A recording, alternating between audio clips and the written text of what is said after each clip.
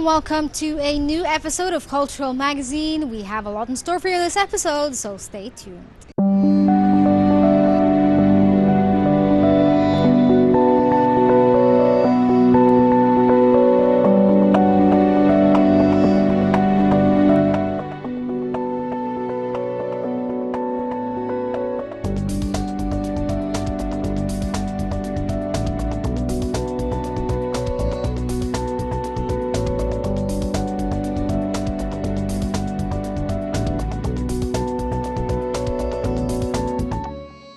Egypt likes to preserve its friendly cultural exchanges with many different countries around the world.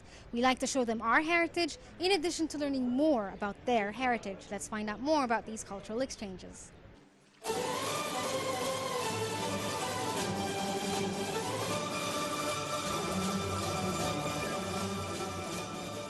Minister of Culture Dr. Navini Kilani recently witnessed the launch of the activities of the Cultural Days of the Republic of Kazakhstan.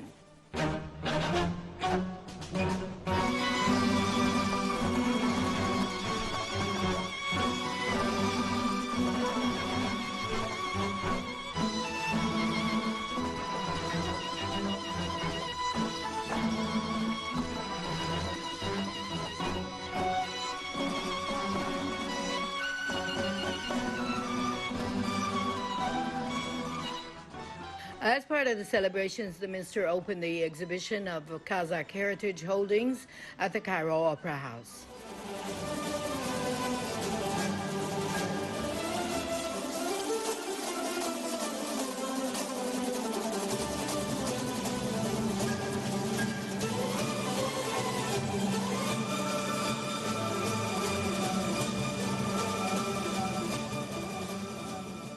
It is noteworthy that Zahir Baybars was an influential leader and established a strong foundation for Mamluk rule in Egypt. He was a successful statesman and warrior, united Syria and the Hejaz with Egypt, conquered important lands from the Crusaders, raided Armenia, and expanded Mamluk rule to Nubian territory. Ruling from the year 1260 to 1277, Baybars instituted many reforms, infrastructure projects, and pious foundations that created the ground for the Mamluk state.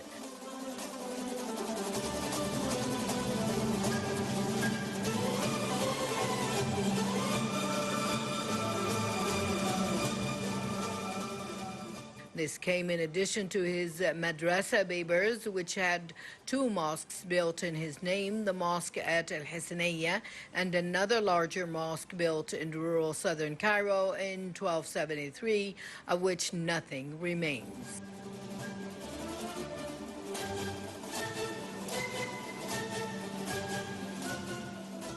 In the year 1267, 4 years after the constructions of the Baybars Madrasa in the middle of the old Fatimat city, he began construction on the mosque at the Hisniyya, an area remote from urban life in the northern edge of Cairo. The mosque, which took a year and a half to finish, was the first mosque of the Mamluk period and the first mosque to be built in Cairo in 100 years. The story, site, and architecture of this mosque are thus all significant of his reputation as both a successful military leader and a pious ruler. In later centuries, the mosque was abandoned and reused for a variety of purposes. During Napoleon's occupation of Egypt, it was used as a military fort and headquarters called Fort Solvasky. The mosque has remained abandoned and discussed in recent years, but a major government-led restoration project on the mosque started in 2007.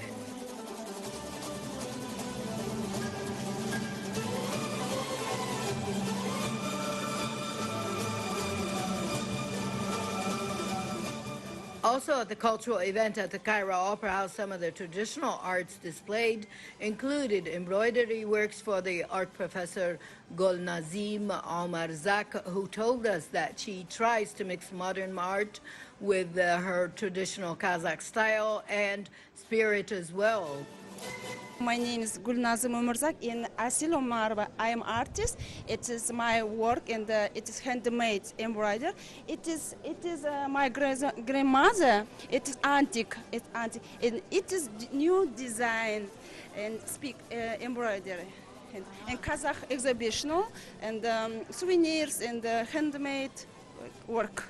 In traditional, in in Kazakh traditional and the big master. Gul Nazim elaborated that she inherited the art from her grandmother, whose works were also displayed in the exhibition.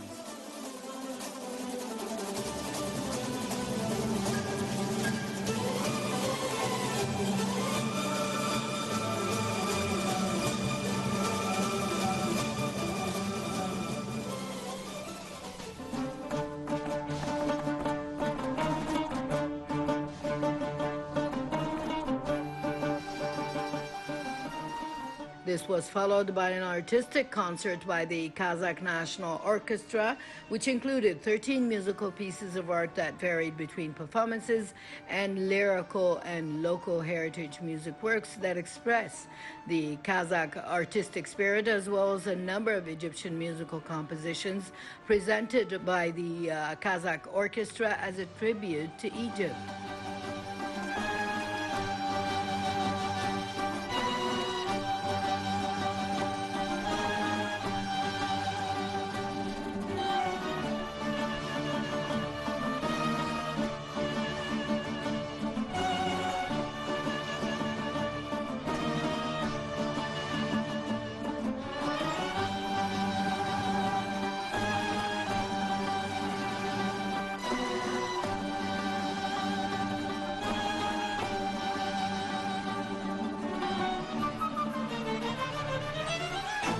The artistic ceremony began with the Egyptian and Kazakh national anthems, followed by a documentary film about the stages of restoration and development of Zohid Beber's mosque.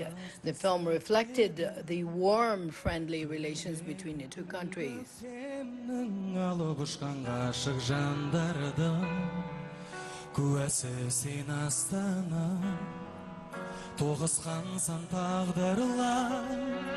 Alışaqım ғұмыр жолда айтылмаған сезім сырлардың куәсі боластан алыс шалғай мекендерде арман қуып келгенбіз жетелеп келер күннің ақ таңдары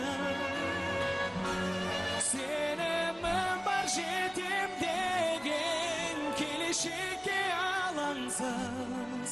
The event was also attended by a number of ministers from Kazakhstan, as well as a number of ambassadors of Arab and foreign countries to Egypt.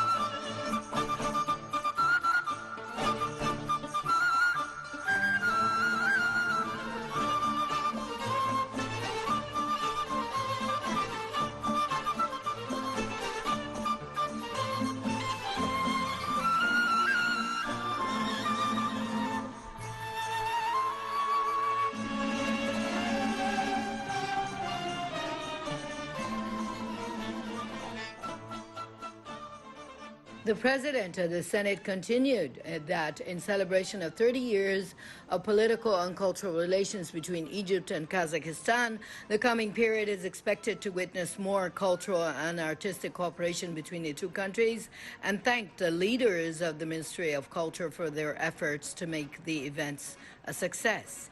He added in a special statement that the dress is specific to their region, and they believe that Zohid Beybers came from their country, so they are searching for their history since their separation from the Soviet Union and for traces linking them to ancient history. It exceeds 300 tourists in previous periods, and he promised to increase this number during the coming period.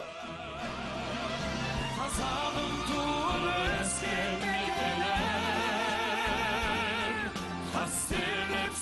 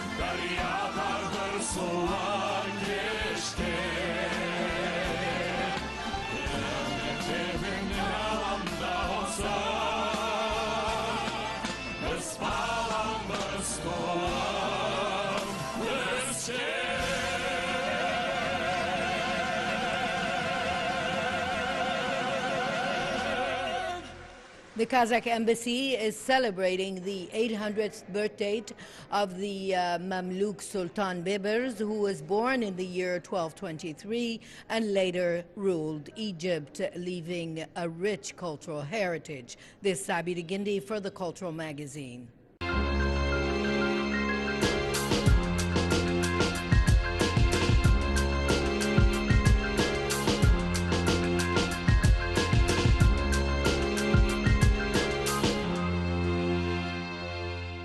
We're here right now at the Cairo Opera House, a cultural hub of arts that brings in all forms of arts together, such as dance, music, and singing, including ballet and plays as well, here at the Opera House to entertain and better culture the Egyptian public. Let's find out more about what the Cairo Opera House has in store for us.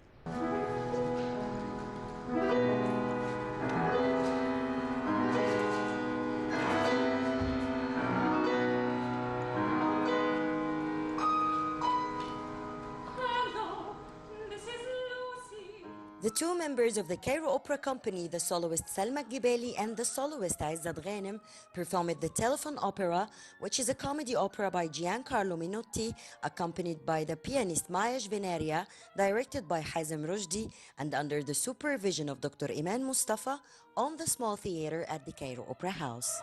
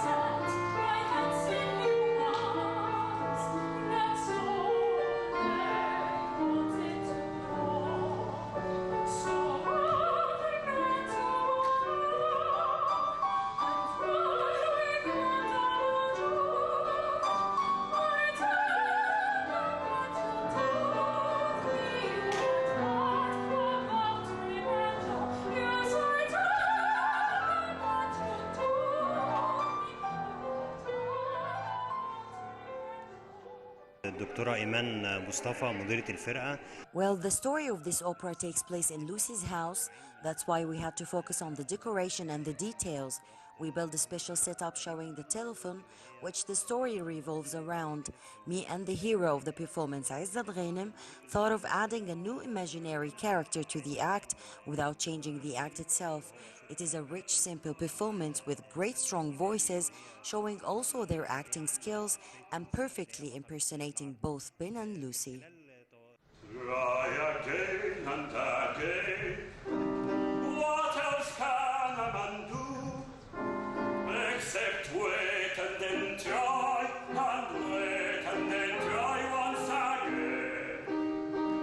I'd rather contend with lover, husband, body in loves than death's two-headed masters who comes and asks and devours my day. For the thing can be challenged, can be poisoned or thrown. It has hundreds of eyes and hundreds of miracle lore. This opera tells the story of Ben, who wanted to propose to his friend Lucy, but is frustrated by the constant interruption of her telephone. Since Ben has to catch a train for an important business meeting, he leaves Lucy's apartment and adopted another strategy, succeeding in proposing to Lucy over the telephone from a nearby phone booth.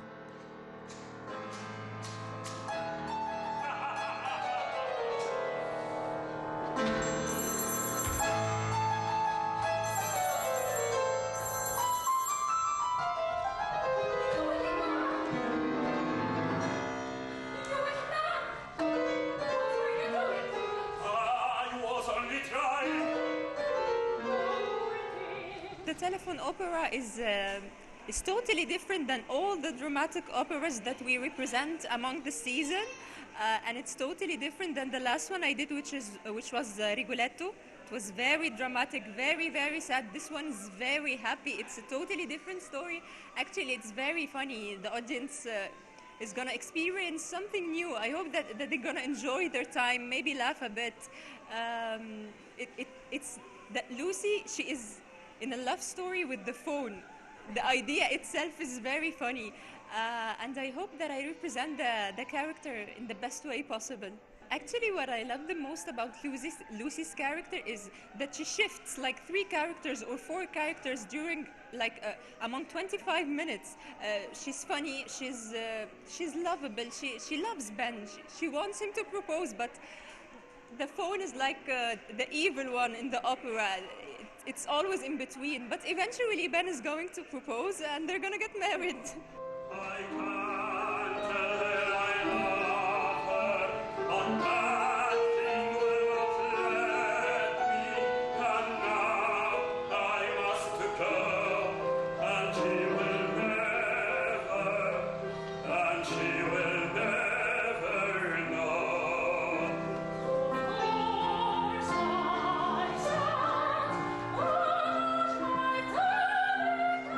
Can you believe that I'm such a thing? You that in me you haven't room for that. But we only believe and scars me up and down and cats holy fingers, yes, all sorts of names. Then I said, my darling, if you don't believe me, you can call up Phyllis and ask her to tell you when I is free. Of course, I do not. What else would I do? You never know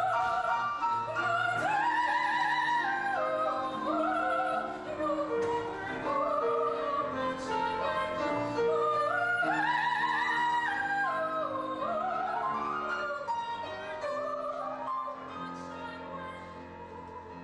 Actually, singing doesn't come alone.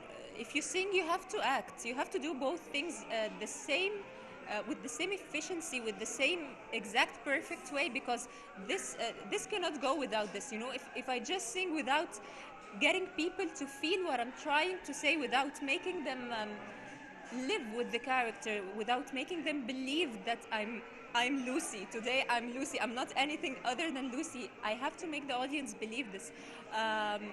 It of course takes me a lot of rehearsals to study the character first, and then study the libretto, and then I study the music, and then I do the 3 of the things together. So it's a long process, but hopefully it's gonna pay off.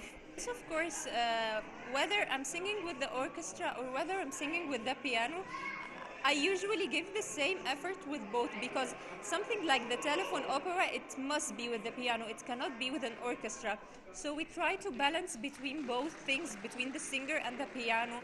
The balance differs when we sing with the piano and we sing with the orchestra. Of course, it's a totally different balance, because when we sing with the orchestra, they usually sound much more higher than we do. So it's a matter of making things work between us both to make the final look, make it look beautiful, you know?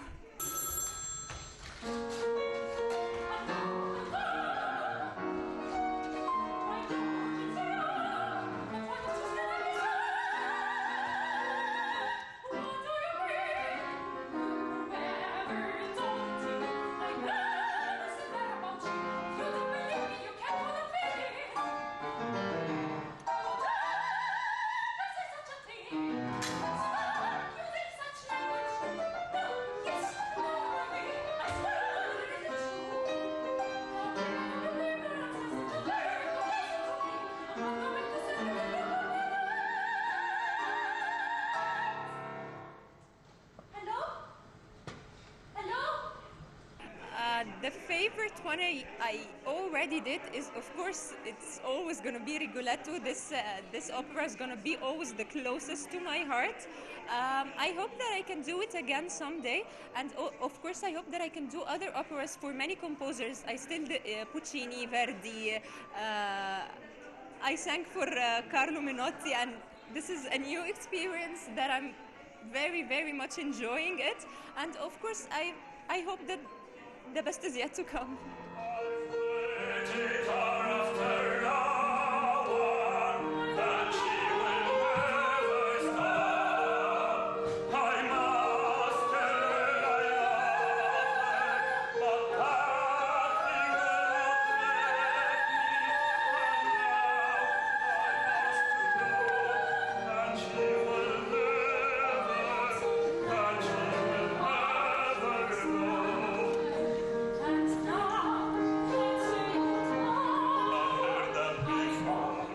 The Telephone Opera is an English-language comic opera in one act by Giancarlo Menotti, both words and music.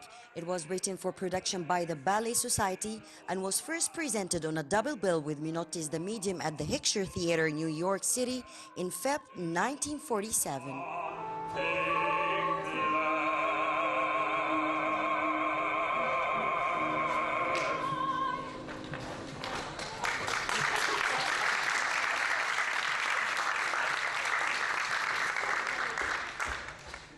The sound of the harp can take you to a dreamy world, but what if it's accompanied by the sentimental sound of the violin entwining together in a great performance of international and oriental songs? Well, this is what we enjoyed today at the Cairo Opera House. Shurur Bikir, Cultural Magazine.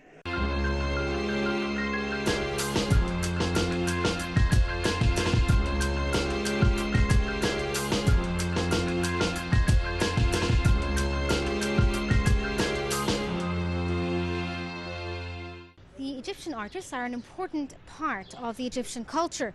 The culture here in Egypt is so important to us that we like to honor our artists by commemorating their work or giving them medals of honor. Let's find out more about these art forms and how they are being honored for their work.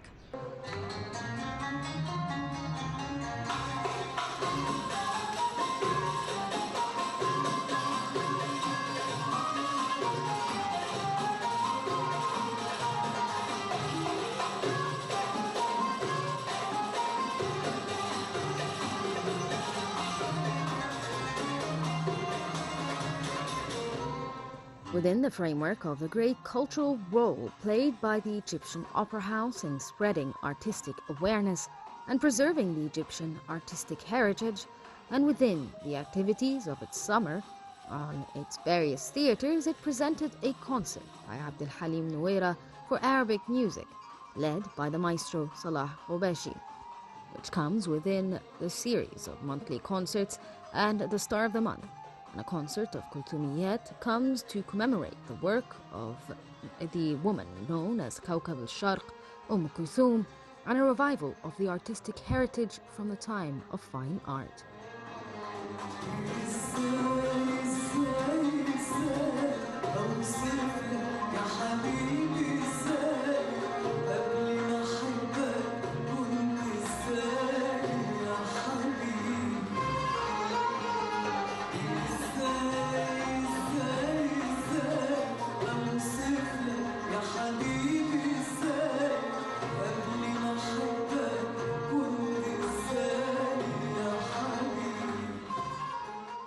The concert program includes a collection of masterpieces of Kulthum, the Lady of Arab Singing, in which she sang some of the tunes for the musical giants in Egypt and the Arab world, including Riyad al-Sumbati, Muhammad Abdul Wahab, Muhammad al-Mugi, Baligh Hamdi, and many others. These songs are sung by stars of the Egyptian Opera House and Abdel Halim Nouera Band.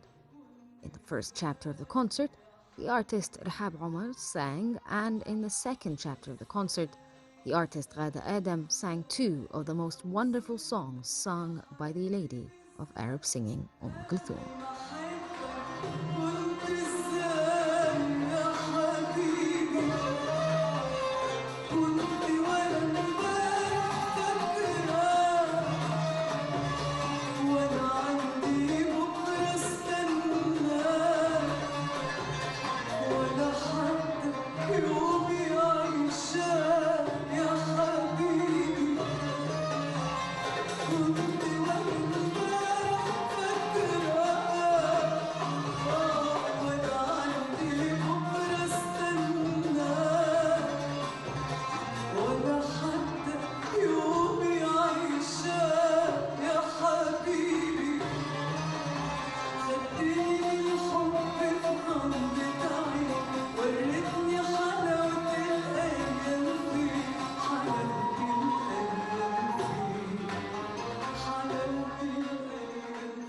The Abd al-Halim Nuera Ensemble for Arabic Music was created in 1967 by its maestro Abd al-Halim Nuera and was named at the time the Arabic Music Ensemble to revive singing and heritage.